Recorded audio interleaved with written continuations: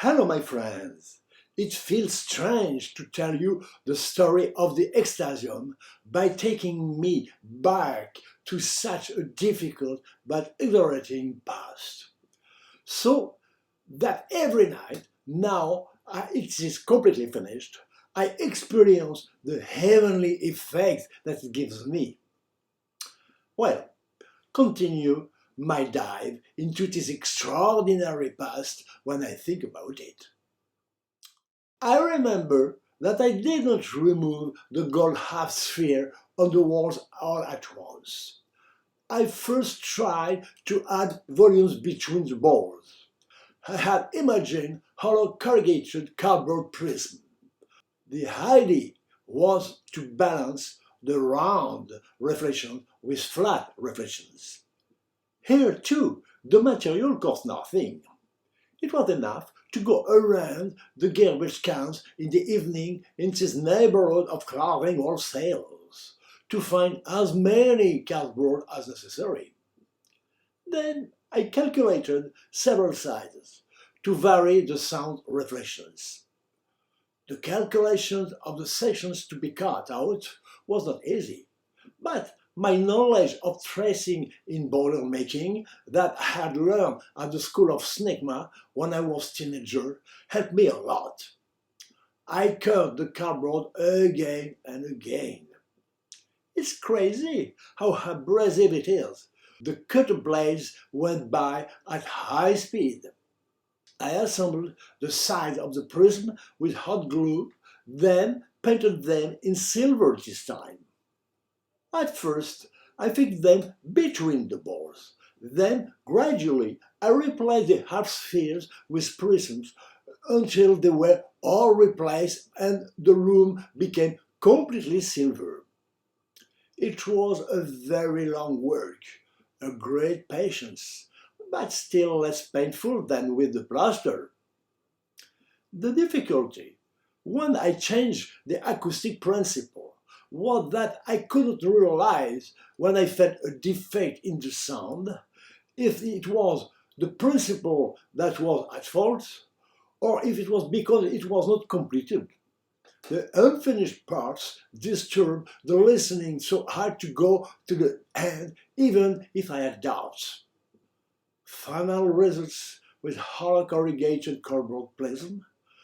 Not good, but then not good at all. So, looking for a solution in all directions, I turned to egg trays. After silver, it was gold. For a long time, there was talk of materials that would be effective egg trays with a special relief. At least, it didn't cost anything. For several weeks, I went to the end of the markets, accompanied by Fumi, to collect all these trays that were thrown away.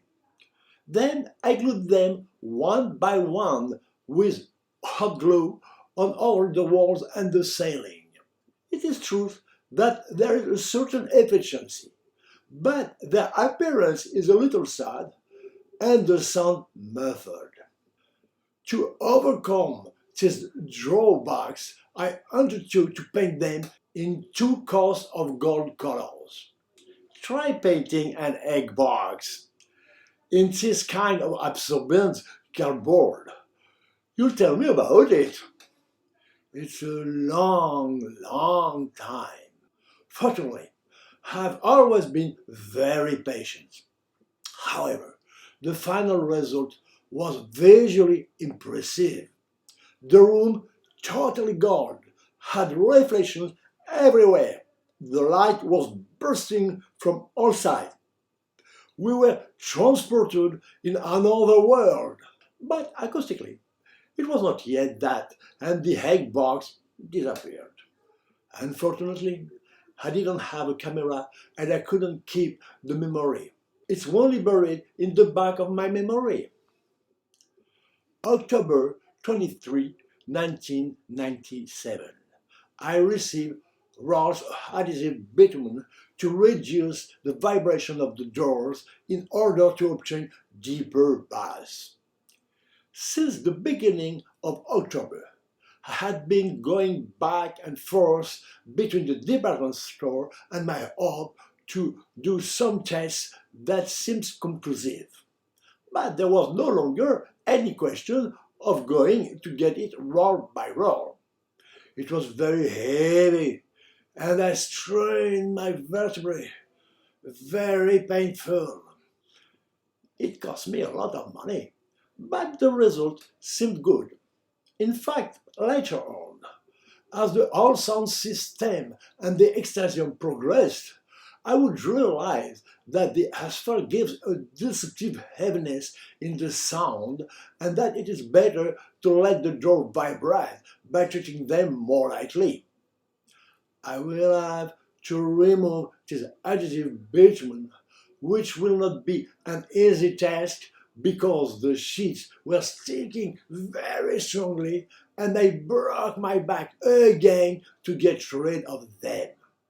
A long time later, when I had solved most of the acoustic problems, I would have to put them back on the doors, but this time on the outside. Do and do, redo. October 28, 1997. I tried carpet on the walls, but the sound was too muffled, so I gave up. I tried then a specific product to treat the acoustics. It was a 5 mm thick foam covered with a thin layer of hard fiberglass, which was sold by roll. I covered all the walls and the ceiling with it. Then I painted it a sandy tone with the disadvantage of having to sand down the fiberglass, which left very unpleasant dust suspended in the air. It was the beginning of a very difficult fight against the dust. Then I applied yellow ochre paint with a sponge. The extasium was very nice in warm tones. His appearance was much more conventional, and the conversation in the room very pleasant. However, in the long run, I realized it was not suitable for music. The hard layer on the foam causes a kind of unwanted reverberation, a phase shift, which made listening more and more unpleasant after identifying the defect. The principle was not bad in itself, but the foam layer was too soft and the fiberglass too hard. Once again, everything had to be taken apart. Do and do, redo.